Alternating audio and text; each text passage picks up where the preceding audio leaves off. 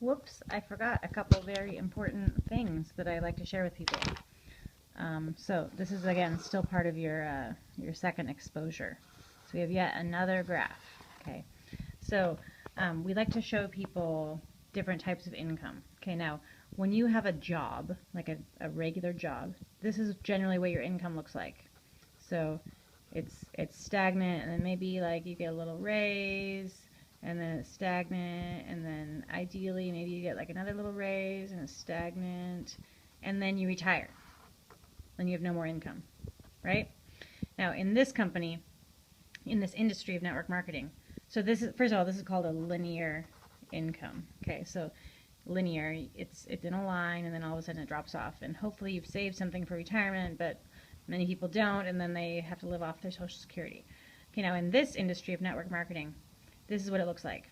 It starts very slow, and it slowly gets a little more, and then it gets a little more, and then it gets a little more, and then whoa, it goes like this, and then it continues like this.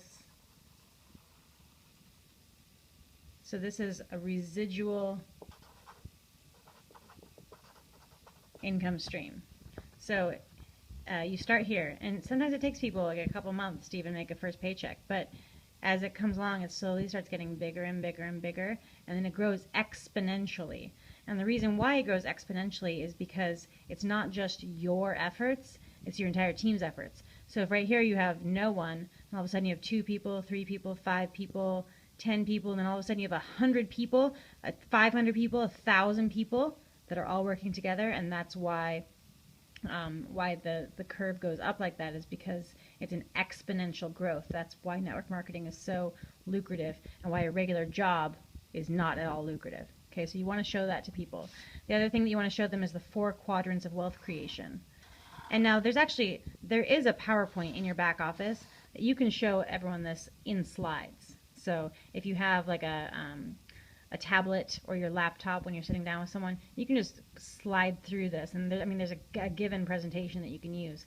My laptop is giant. It's like this old, like super old dinosaur. So I don't like to carry it around with me, and I don't have a tablet. And so that's why I draw out everything. Now, is it the most maybe professional looking thing? No. But I like to have the control over what I'm presenting too. So I draw things out. It's still working for me. But again, in your back office, there is a PowerPoint where you can just slide through all these. But this is the, okay, so over here we have employees.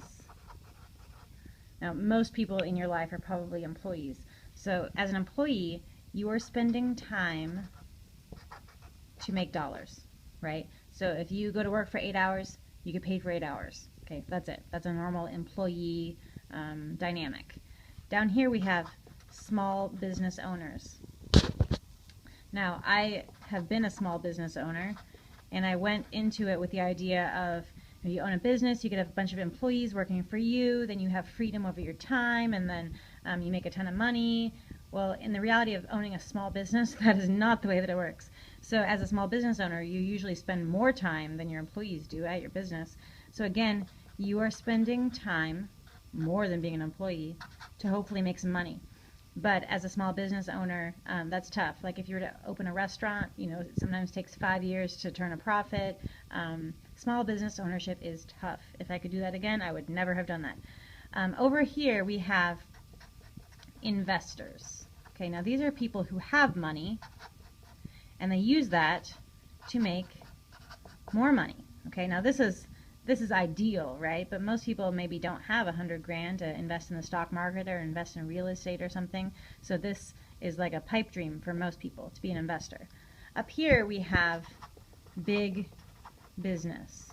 Okay, now in a big business model, what you're doing is you are using people to create more money.